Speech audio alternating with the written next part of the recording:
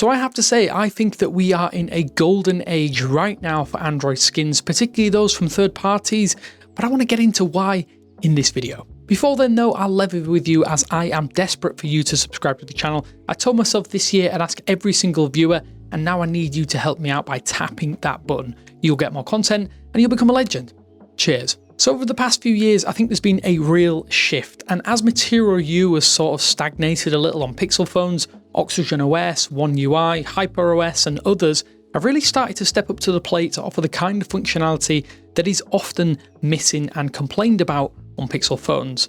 While it's hard not to love that clean visual appeal of Android on Pixel devices, I would say it's not the most feature rich, and we pretty much know that by this point in time. Nor is Google really offering up the kind of killer features that make buying a Pixel for extra things a reason to choose the hardware or go out and spend a lot of money on it. At least compared to the big Android skins, you do miss out on a lot of little quality of life touches and flourishes. The vanilla Android experience really doesn't cut it for most people. I'm sure many of you out there watching this will agree. Take One UI for example. I think every single major update includes a laundry list of new additions. Some of it is limited by hardware like the S Pen or even the foldability of the device itself, but you just get more out of the box without requiring tons of extra applications or tweaking like you do on some phones out there. The visuals, they're naturally one of the biggest key differentiators, but most Android skins are only marginally different now in the grand scheme of things. We see them on almost identical notification panels that tend to be split now as of Android 15, there's similar customization controls, plus similar settings sections. Animations and visuals, yeah, that's where they tend to differ, but for the most part, they're pretty much lockstep or in lockstep from phone to phone.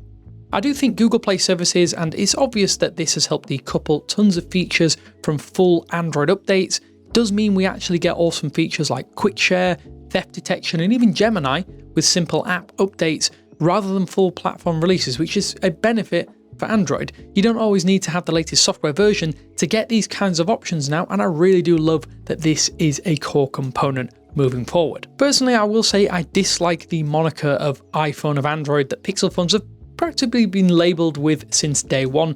I will concede though that Google does often let others on Android build out specific features before tweaking and even putting their own spin on them and throwing them on Pixel phones. Naturally, that's straight out of the Apple playbook, but it does happen in much the same way over here. Things like dark themes, the desktop mode, work profiles and lock screen shortcuts weren't first on Pixel in most cases. They were actually available on other devices before coming to Pixel phones. Google tends to put their own spin on things, but without others leading the charge, I think many things we love today on our modern smartphones wouldn't be there. It does work both ways though, because Android is a platform first and foremost. We also see exclusive Pixel features come to other phones, be that via those applications I noted a little bit earlier, or in the operating system itself. I'd say that this can diminish how people tend to view Pixel phones if they don't already, because they're not the most powerful out there, but I do think it's not a huge deal all things considered. For a more adaptable mobile experience, it does mean that there are way better alternative skins out there on Android, and if you're looking for them, you can definitely pick them up. And I know what you're thinking, update speed has always been a problem. I do think it's not a stumbling block like it used to be for any major Android skin today. If you buy a top tier phone, you are likely to get lots of updates within the phone's life cycle. Samsung now offers 7 years of updates to match Google's own promises. OnePlus gives you 4 OS versions plus 6 years of regular patches, and it expands out to other manufacturers out there. The thing is, you might have to wait a little while to get your next OS upgrade, but that time itself has diminished drastically in recent years. OEMs have started to truly understand that we as consumers want our devices to be updated regularly, quickly, and build brand loyalty by doing so, as people hold onto their devices a lot longer now than they did 5 years ago. OnePlus is a great example because they were able to push the Android 15 update within just a few weeks of the stable release of Pixel phones last year, which in the grand scheme of things was pretty much unheard of even just 5 years ago. Naturally, there's going to be slip-ups there. Samsung did fumble their One UI 7 rollout quite a bit, so we have this weird bunched One UI 8 and Android 16 launch. To compound that, as it stands, only Google has released a stable Android 16 update for their devices. That means all eligible Pixel phones. Samsung does have devices running this latest stable update, so it's only going to be a matter of weeks before it rolls out more widely. However, this only accounts currently for the latest Z Fold and Z Flip, so you do want those, you're going to have to buy them to get Android 16. The Korean company hasn't actually announced a wider release for this at this stage, nor has any other company for that matter, so it's not criticism of just them solely. You can test drive Android 16 though through various beta programs. There are lots of OEMs who have jumped on this.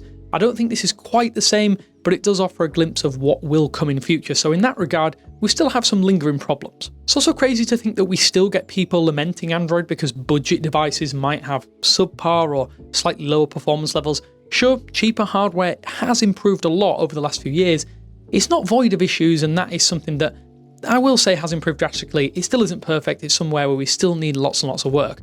From the mid-range to the upper echelons though, I do think the hardware is a lot better. The optimization is similarly impressive as well. It certainly helps that most top-tier phones specifically use the same core internals across the board really. From phone to phone, you get performance that is more or less in lockstep with one another. Each Android skin is therefore tuned to take advantage of what is laid deep within, and dare I say it, we're almost in a golden age of day-to-day experiences with modern high-end Android phones. The best thing is that the extra attention to detail that OEMs put in helps basically all areas of the market, specifically if they have those cheaper devices in their lineups. Unless your phone is woefully underpowered or a buggy update has bodged certain areas of your phone, it is hard to truly fault almost any phone from any brand these days.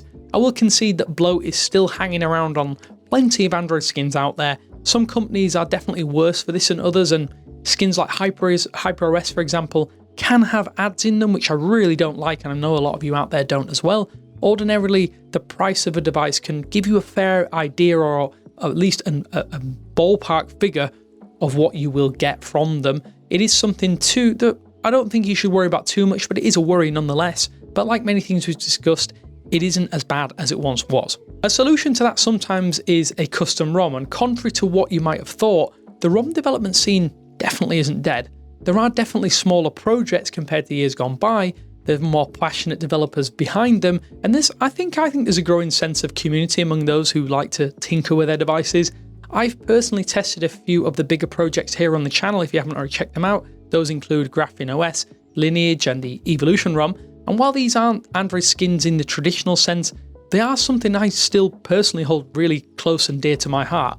I think if you want better privacy controls, system level customization that isn't ordinarily possible on an old phone that you want to keep running, and also want to keep those up to date and secure, a custom ROM is really a really solid way to go. The passion from those communities also help keep these projects going is beyond anything you'll see in the wider Android space.